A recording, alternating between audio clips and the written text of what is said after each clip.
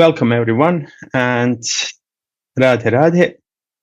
Today we are starting again from the beginning of Saints of Vraja. We finished the book Saints of Bengal last time. So now we will start again from Saints of Vraja. And as it is the experience in spiritual life, when we read something again, next time we go even deeper. That's the beauty of spiritual life. Every time we go deeper. This is, I remember when I was reading Bhagavad Gita before, that every time I would read Bhagavad Gita, I would understand it deeper. I would get deeper insights every time. So this is same with all the stories we can read in these two books, Saints of Vraja and Saints of Bengal. Today, we are reading about Sri Haridasa Babaji.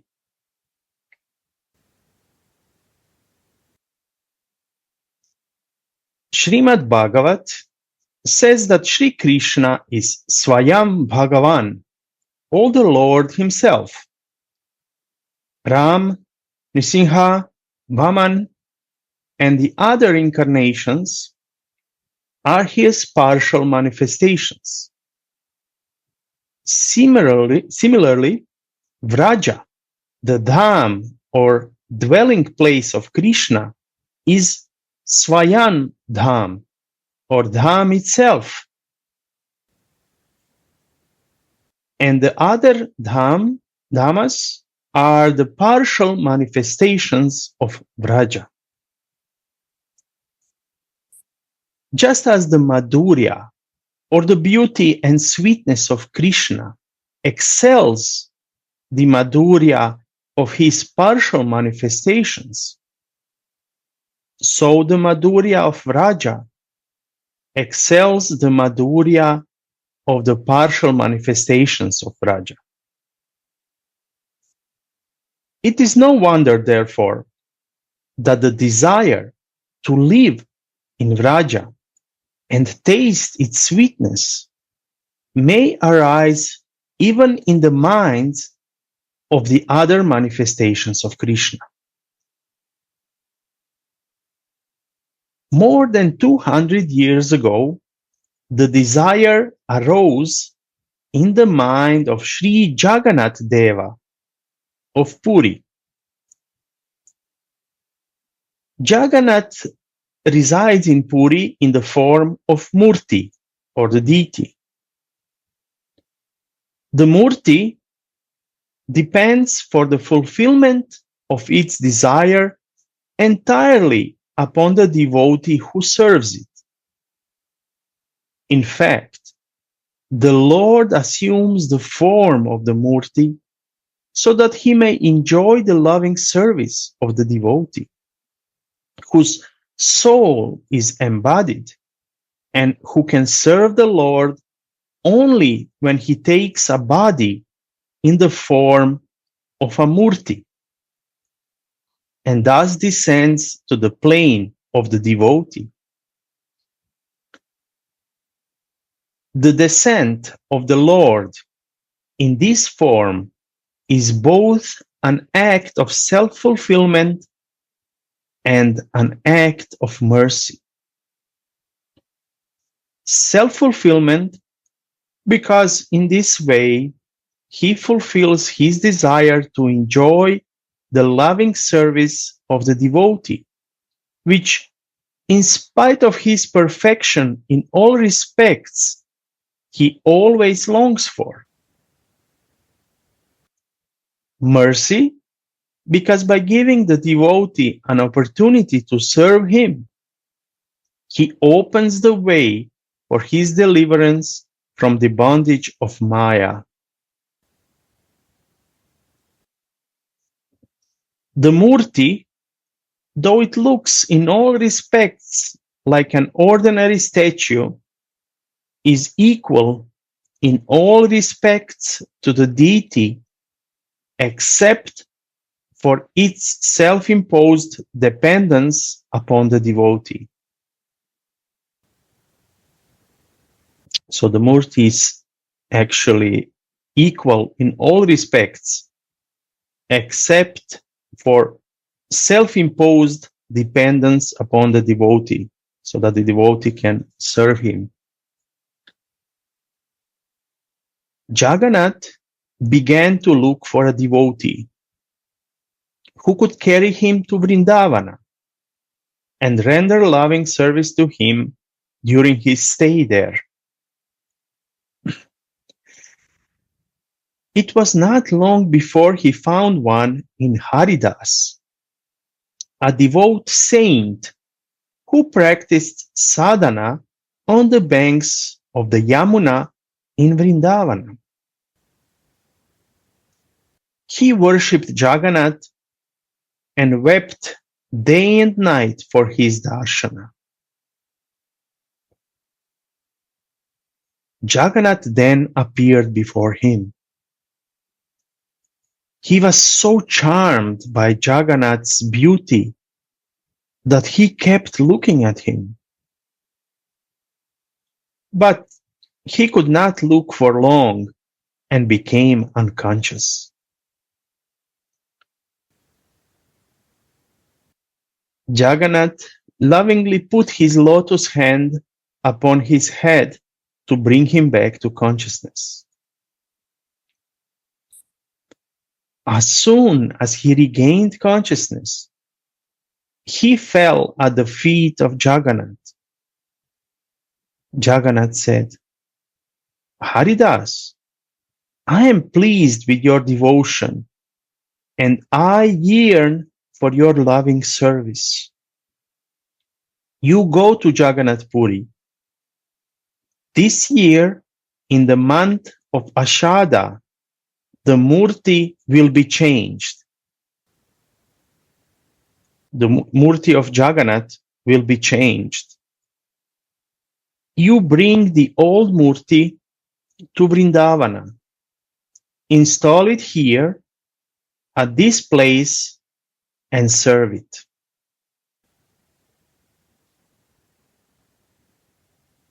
Saying thus, Jagannath disappeared. Haridasa was so much grieved at his disappearance that he became unconscious again. On regaining consciousness, he remembered the Lord's command and began to prepare for his journey to Puri. There was no railway during those days. Haridasa went on foot with some of his disciples, crossing the jungles and the rivers, and singing in praise of the Lord. When he reached Jagannath Puri, a grand festival was going on there. After 36 years, on the falling of 2 successive months of Ashada, the image of Jagannath was to be changed, meaning Murti of Jagannath was to be changed.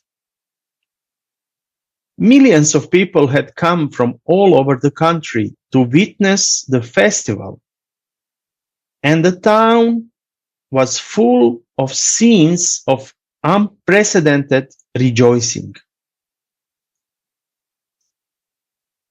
Haridasa went to the priest of Jagannath and requested him for the old Murti of Jagannath.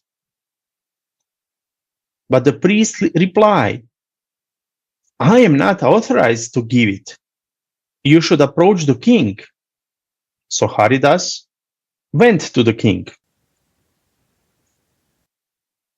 The king bowed before him with reverence and asked what he could do for him. Haridasa told him about the command of Jagannath and asked for Jagannath's old Murti.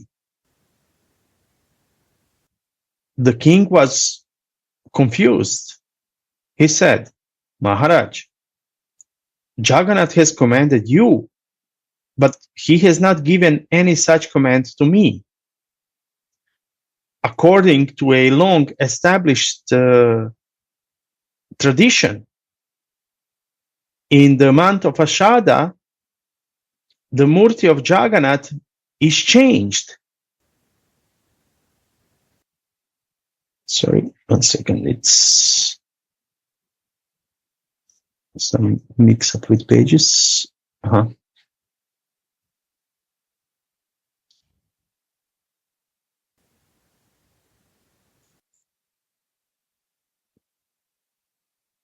Yeah. So it will be changed, and the old Murti is put under earth. How can I break the age-old tradition without the express command of Jagannath? Therefore, this year also, the old Murti will be treated the same way.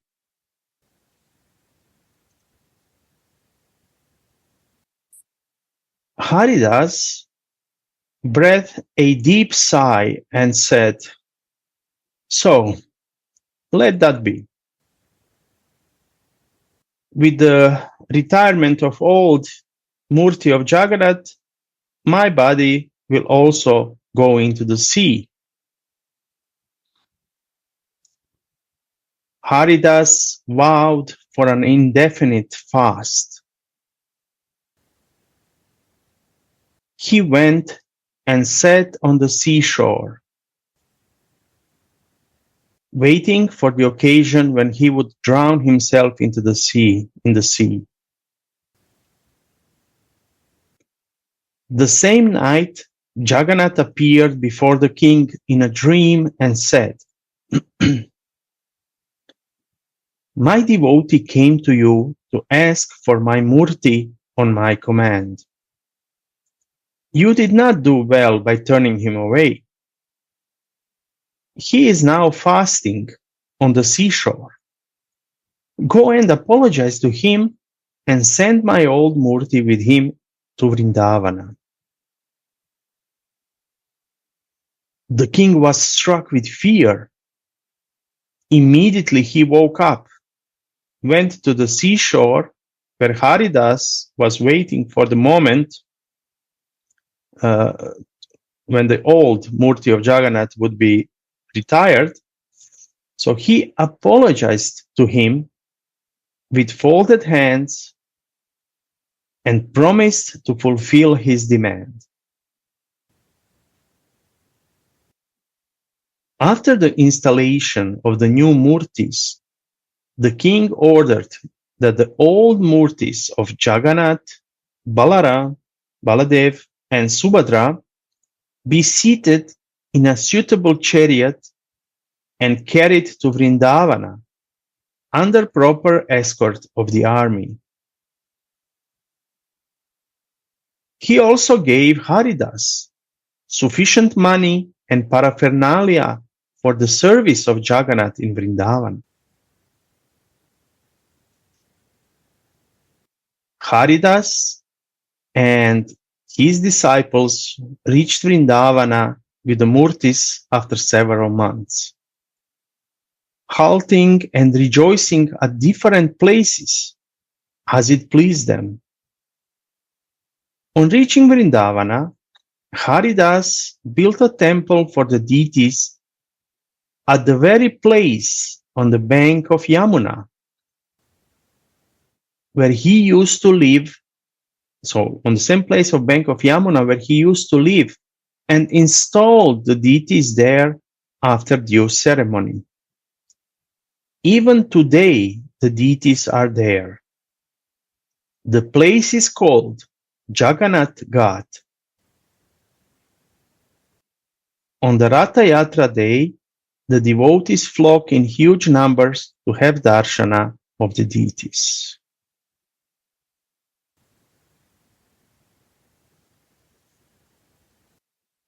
So this is a short story about Haridas Das Babaji, Haridas Das Baba, and we will just continue with the next one. But what's nice in the previous story, how actually Radha and Krishna, and they're actually so merciful that they appear for us in their multi form, that we can have easier relationship with them, that we can develop contact with them, and that we can serve them through murtis. So this is so beautiful. And every time, when we see how much they love us, how someone can stay idle, and how someone can not develop love for them, when we see the measure of their love towards us.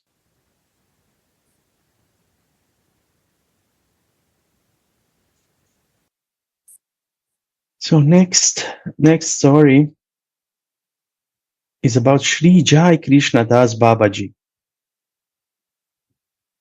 Jai Krishna Das Babaji. So this is now starts very beautifully, that bhakti is a gravitational force that works at two ends. It draws the bhakta to Bhagavan and Bhagavan to bhakta. Bhagavan is drawn to the bhakta because he relishes the bliss flowing from bhakti in the heart of the bhakta, even more than the bliss flowing from the nature of his own self. As soon as the flower of bhakti blossoms in the heart of a devotee, Bhagavan, like the black bee, is drawn by its fragrance. The flower of bhakti blossomed in the heart of Baba Jai Krishna Das of Kamyavan in Vraja. And Krishna could not restrain himself from rushing up to him. Jai Krishna Das Baba was a Gaudiya Vaishnava saint in the line of Sri Gangamata Goswamini of the Gangamat Mat of Puri.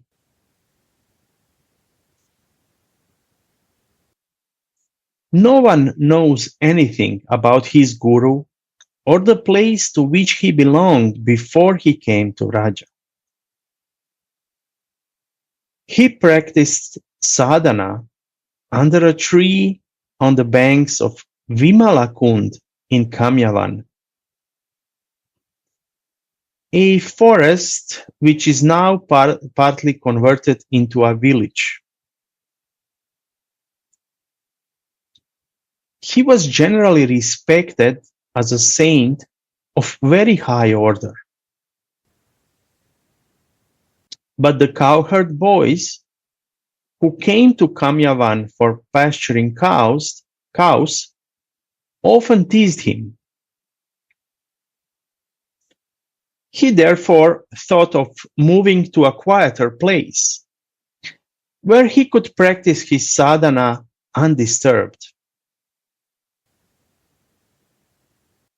But this was regarded as an evil omen by the residents of Kamyavan. So they built a small cottage for him to live.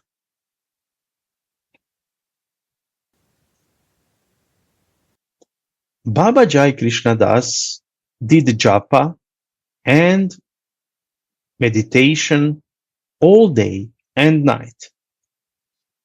There was hardly any sleep for him. Sleeping and waking are the functions of the physical body. The saints of the type of Baba Jai Krishna Das, who have risen above the body and realized their spiritual self, neither sleep nor keep wake. They live in a higher dimension of consciousness.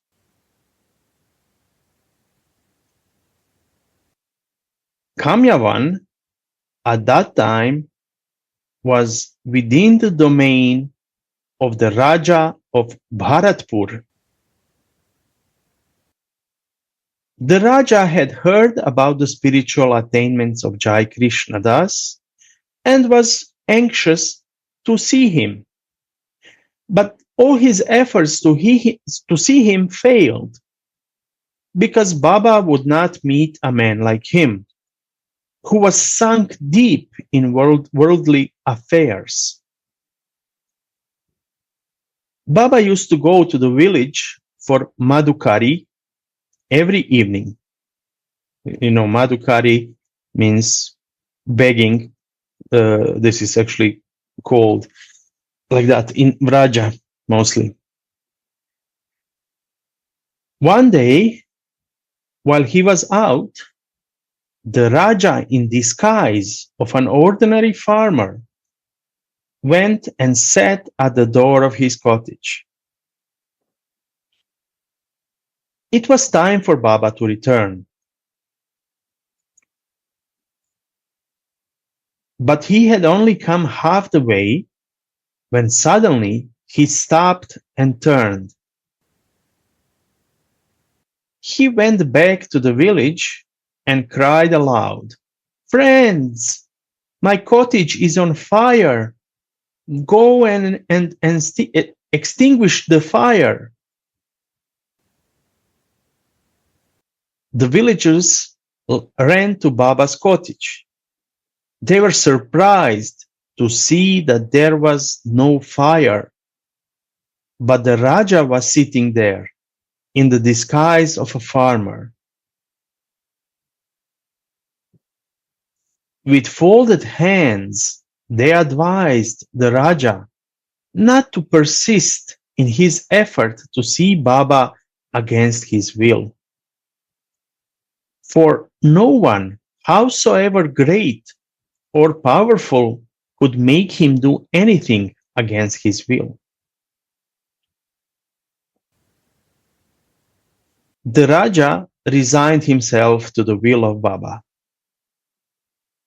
He returned to his palace unoffended, but with a changed heart.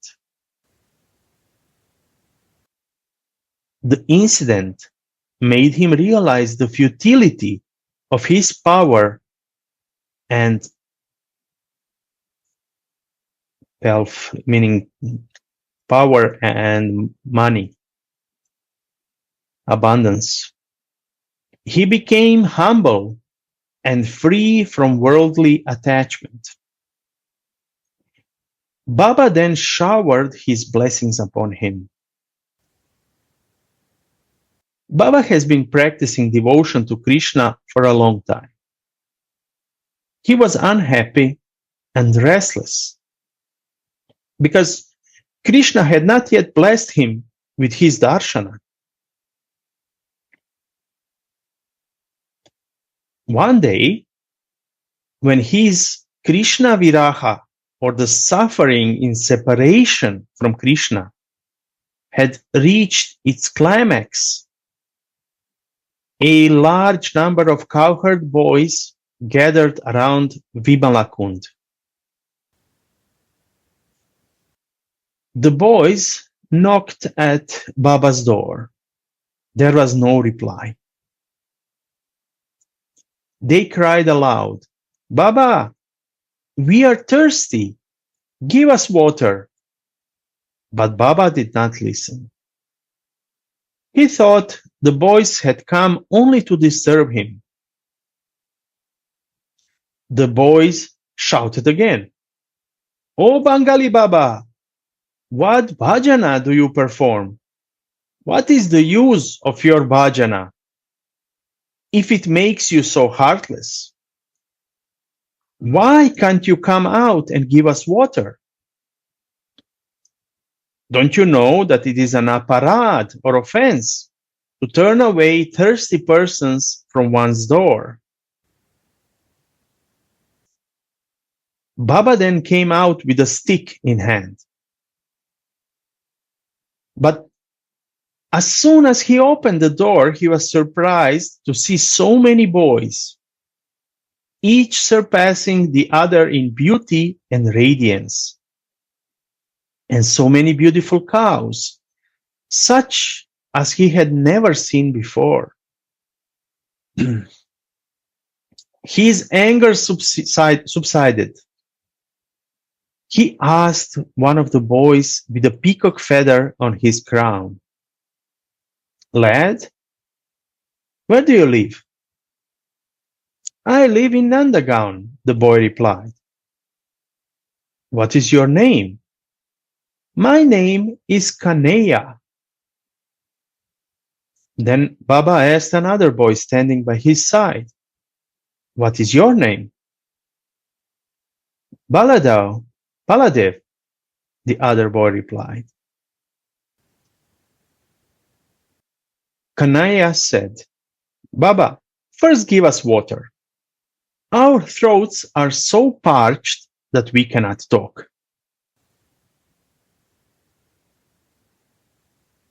Baba did not have any cups or glasses. Therefore, the boys cupped their hands and Baba poured water into them from his pot.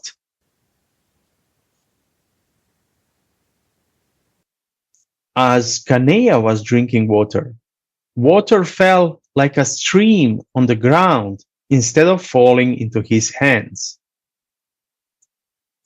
Neither he nor Baba was conscious of it.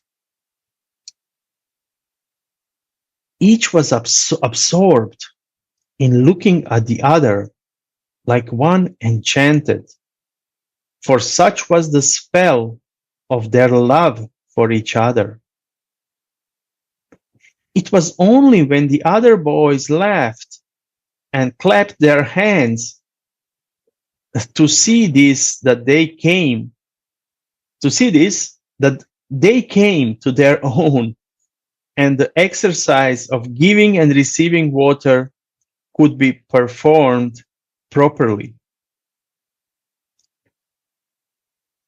Kaneya then said, "Look, Baba, we come here from a long distance every day and return thirsty. We shall now be coming to you every day. Kindly also keep some refreshments for us." But Baba said, No, don't come to disturb me again." Immediately, he went in and shut the door. But there was something so mysteriously attractive in the boys that he had hardly shut the door. He was tempted to open it again to have another look at them. To his surprise, he found that the cowherd boys and the cows had all disappeared.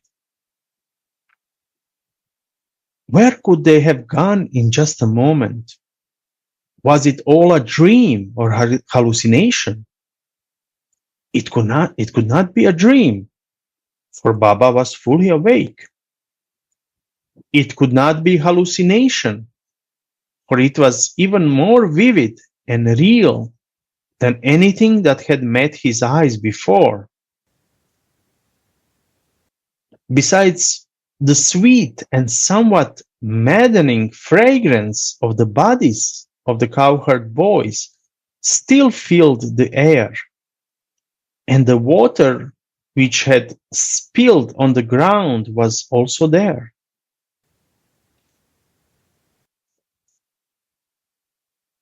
Suddenly, the consciousness dawned upon Baba that Kanhaiya and Baladev were actually Krishna and Balaram, whom he had been worshipping. A current of bhava, ecstatic love, and bhakti ran through his body. Tears flowed from his eyes. He was overwhelmed with joy and emotion at the thought that he had seen Krishna, the treasure of his heart and the soul of his soul. But the joy turned into grief when a thought came to his mind that he had, like a fool, asked Krishna not to come again. The grief was so unbearable that his heart would have burst. But Krishna never fails his devotee when the pangs of separation become unbearable to him.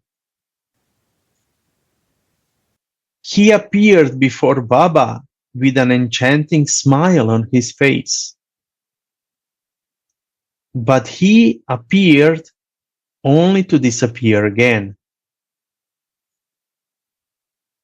Before disappearing, he said, "Baba, I shall come to you tomorrow and never leave again." The next day, an old woman came to Baba with a murti of Gopal and said, "Baba, I have become old. I cannot serve Gopal anymore. I'm leaving him with you so that you may kindly look after him." Baba said, "But where shall I find the necessary materials for his service?" "Do not bother about that. The things required for his service will come to you every day." The old woman thus spoke and went away. The same night, the old lady appeared before Baba in the form of goddess Vrinda Devi, the presiding deity of Vrindavana. She appeared in his dream and blessed him.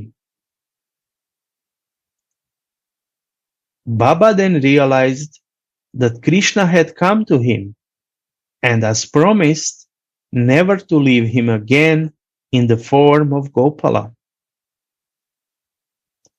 He served Gopal with devotion till the end. Baba was a sadhaka of Madhura Rasa. So in Madhura Rasa, the sadhaka develops a conceit of a gopi and regards himself as the beloved of Krishna or a companion of Radha. So he was in Vatsalya Rasa in this case. This became apparent from the manner in which he left his body. His last words were, "Where is my lahanga?" This is a loose garment for women hanging from the waist downwards. And then he continued, "Where is my angiya?" A cloth worn by women from the head downwards up to waist.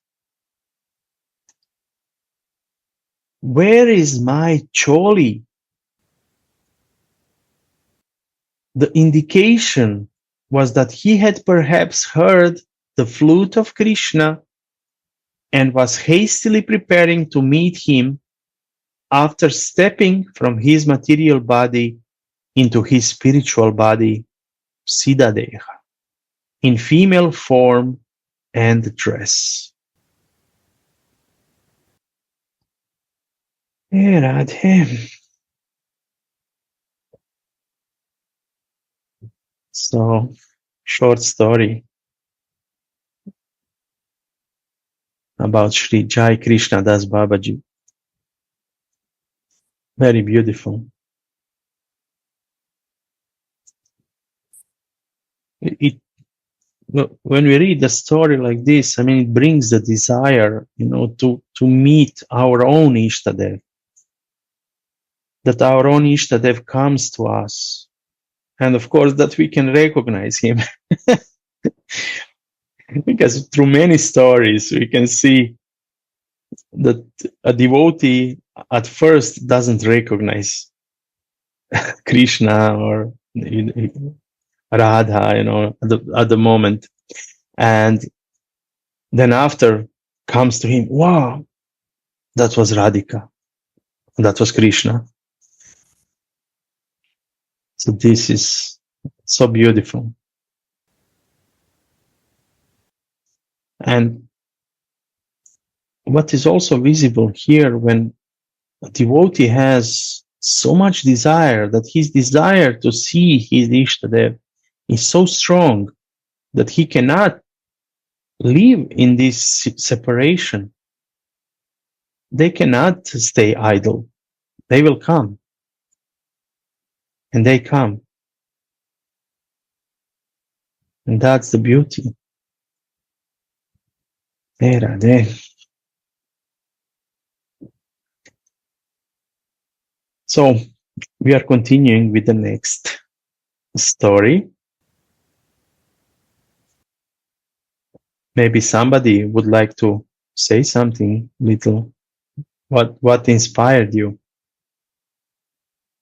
from these two stories?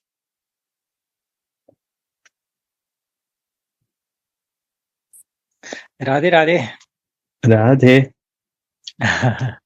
So I just want to say that what I can see from this story is really, this book is really unprecedented value, especially for the beginning, when one can see how is the mind of the saintly person, and that all of them, they have Ishtadev, and it can learn in the beginning that actually this is the process. So all the devotees who don't have Ishtadev, in this way they can see deeply, internally, the heart of the saintly person, and to understand, so me too also, I want to be like them. So I must find also my Ishtadev. So I can see this books have really, really big value in this sense. Because many devotees, like we also, for many years, it was without Ishtadev actually. And we can see now what is the difference when you choose your Ishtadev and before. Actually, from that moment, spiritual life is starting, really. Beginning of the start, first step. Thank you so much for your reading.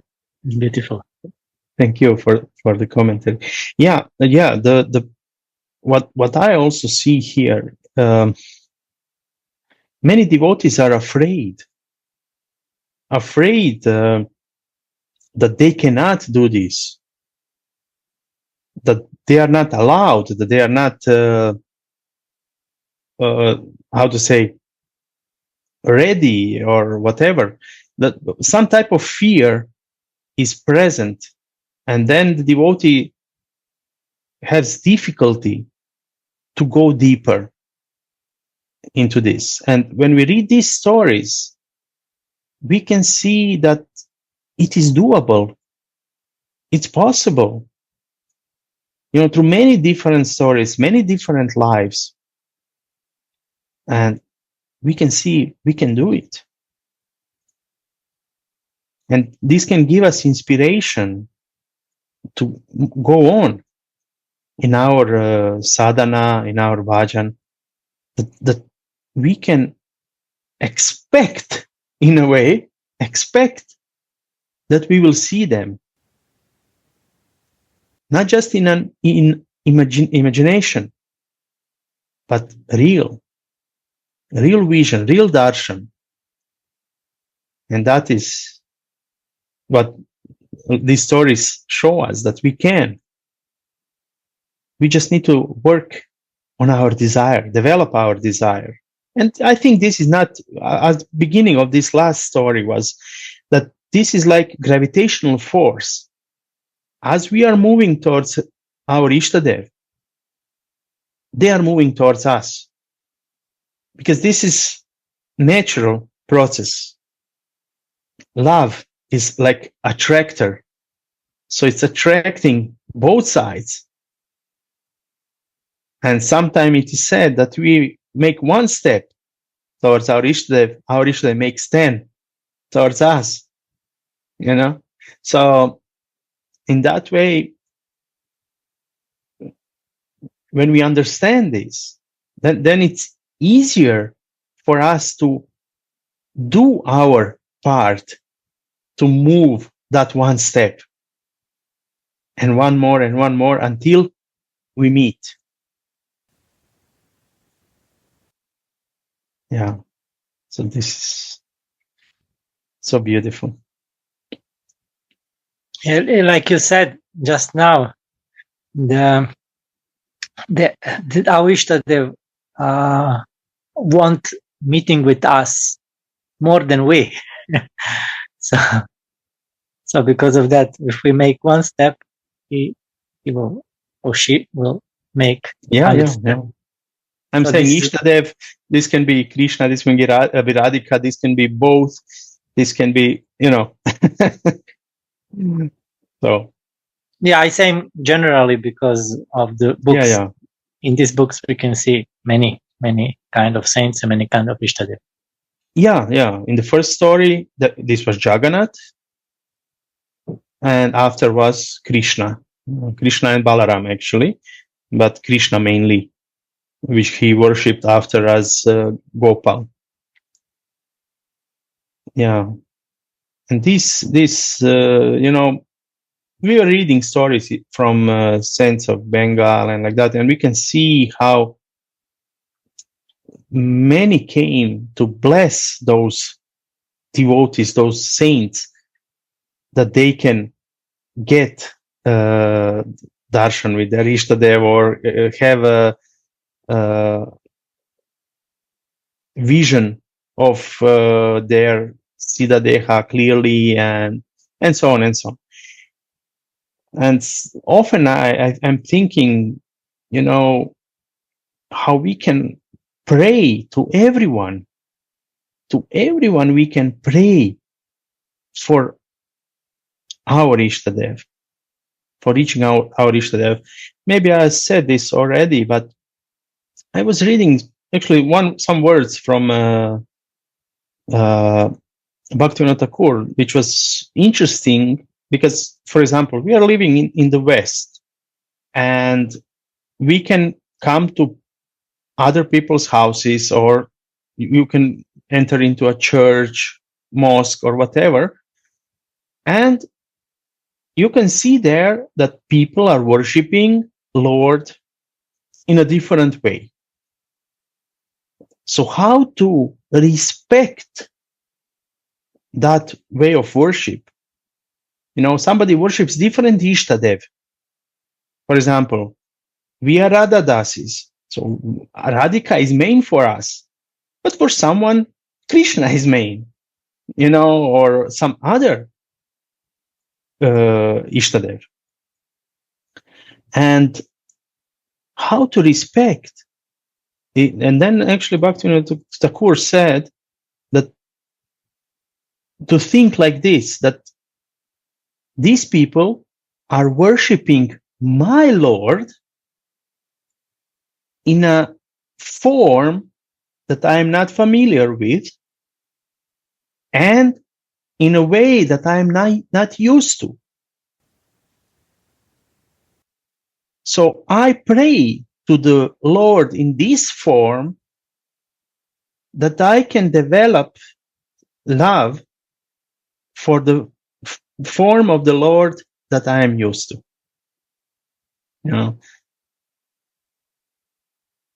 And in that way, we respect everyone so easily.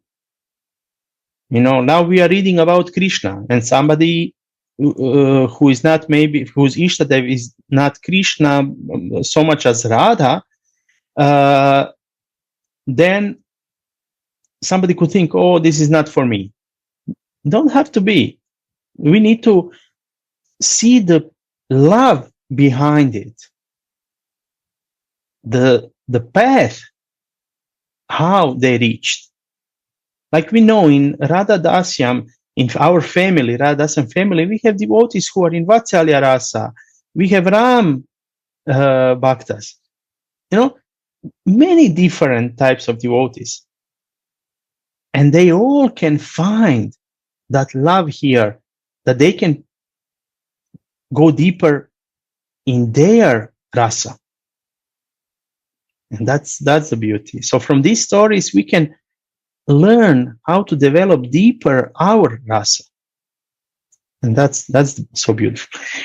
Okay, it's already 46. I don't know if I start the next story, it will be a long story. Next one.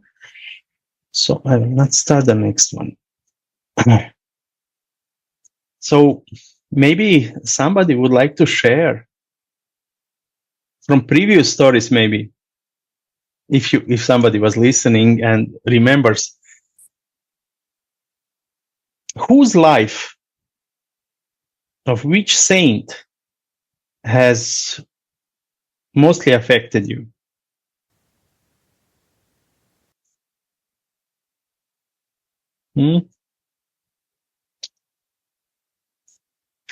I must think a little bit, but because oftenly I don't remember all the names, and sometimes I was also listening during the work.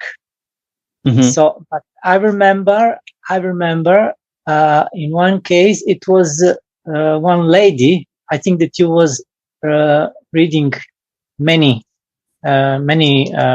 weeks, and she had guru and the wife of guru was her guru.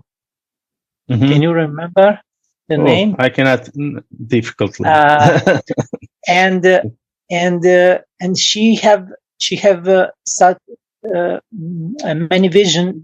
Radharani and Krishna personally come to her, no, and she didn't believe that is possible.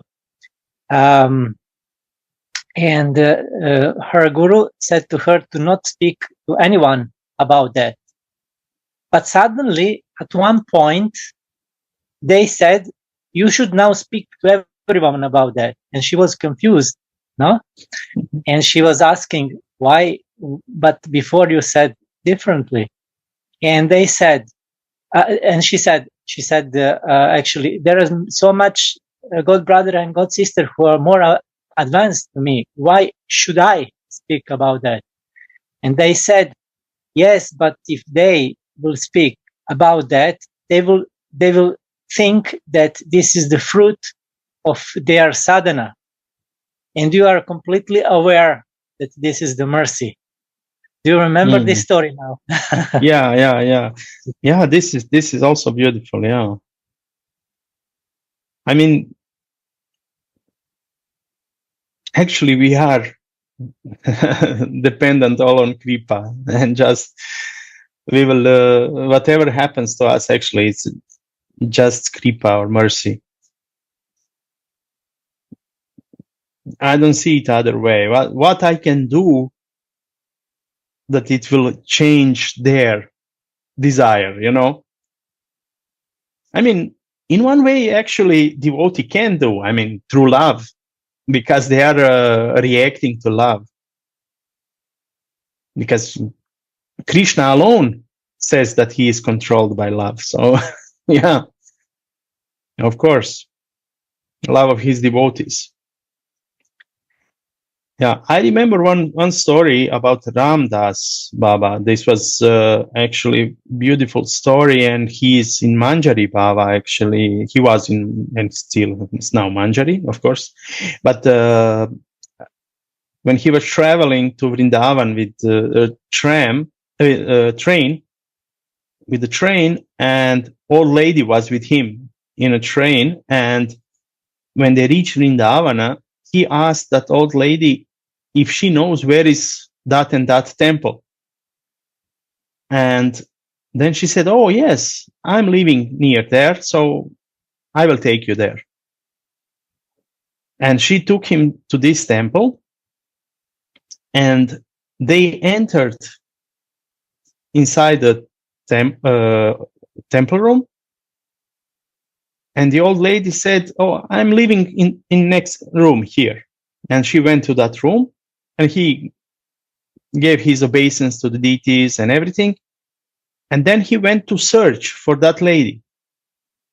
And when he entered that second room, actually there was nothing there, just a murti of Yogamaya. So the next day, Yogamaya appeared in his dream, and that was she brought him there. And then he went to Radhakund, and he got the vision of Radhika, Manjaris.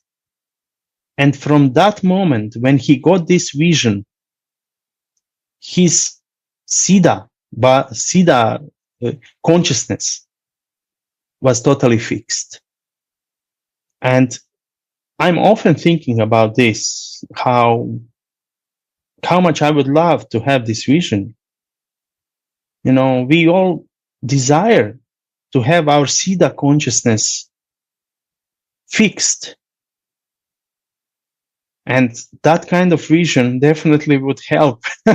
We know that we enter, that you like feeling really entering there, and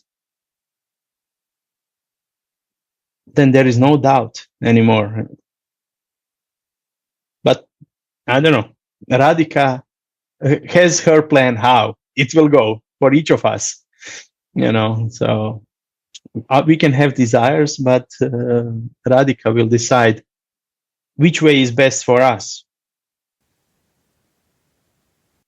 We actually don't know ourselves. We are thinking, "Oh, I know myself." No, actually, we don't know ourselves. They know ourselves better than we know ourselves. So their plan is always the best plan for us. And what I am 100% sure is that now, when we are in Radhika's hands, we shouldn't be afraid anymore. We shouldn't be afraid. Because our Ishtadev will take us to them. But they know the best way that we can go to them. And we just need to believe that whatever they are doing is for our best. And that they will bring the right people, right information, right circumstances, everything will come into our life that we can come back to them.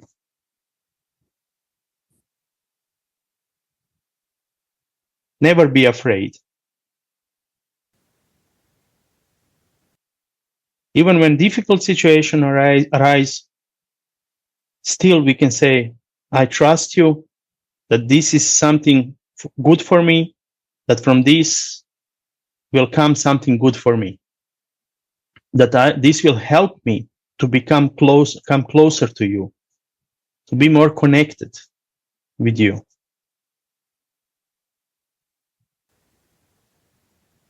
So we can see also through stories, some devotees went through some heavy things, but this helped them to grow even more in their bhakti. So we also should believe that and never be afraid. Fear is like, when you have fear, actually this means we are not conscious of our Ishtadev. We are thinking about some other things.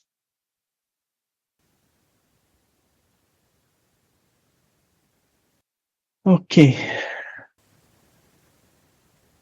Thank you very much.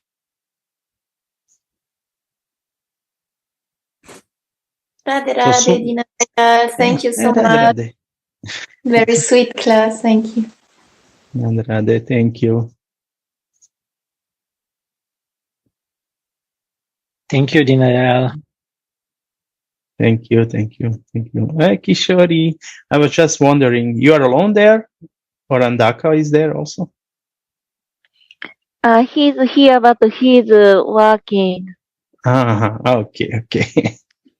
Yeah. Thank you for your beautiful sharing, Shirade. Thank We you will for call you listening. later. Yeah. Okay, thank you.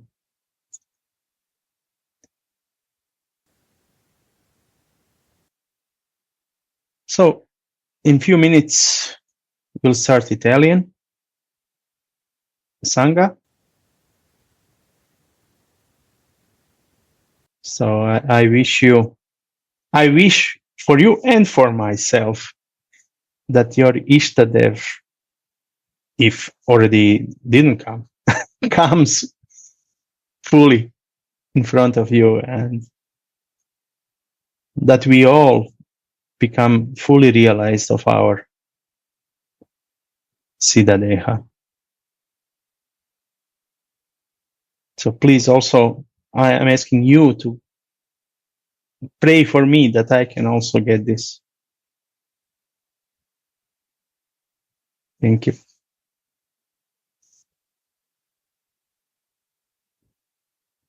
Radhe Radhe.